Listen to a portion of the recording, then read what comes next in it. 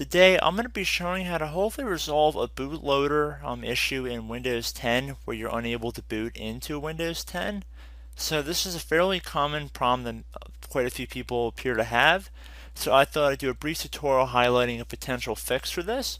So the first thing we're going to have to do is make sure your computer powers off at least 3 times in a row.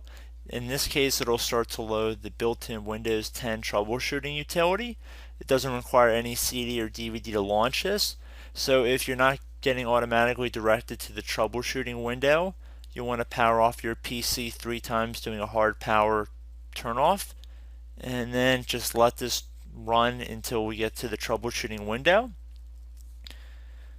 Okay, so now we can see it says automatic repair. Your PC did not start correctly. You want to select the advanced options button on the right side here and left click on it. Underneath choose an option window, select the troubleshoot in the middle. And now that we're underneath the troubleshooting window, select advanced options tile.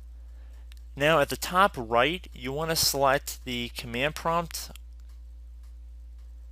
Okay, so now that we're underneath the command prompt window, we want to type in first bootrec, BOOTREC, / fix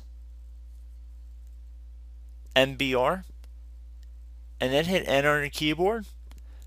Okay, so once you're done doing that, we're going to type in bootrec again, so BOOTREC, and then you're going to do a space / fix boot, and then you're going to hit enter again. Okay, so now what we're going to do is type in bootrec once again, so BOOTREC / after you do a space, so remember bootrec space / rebuild BCD, and then hit enter on your keyboard again. And this will just take a moment to run, so just be patient. And then once it says the operation completed successfully, you can type exit, so EXIT, very straightforward, and then hit enter on your keyboard to get taken back to this window. So now you should be able to left click on the continue tile to exit and continue to Windows 10, and hopefully your issue has been resolved. So I can't guarantee this will work for everybody, and I really don't believe it'll work for everybody, but I definitely think it's worth a shot.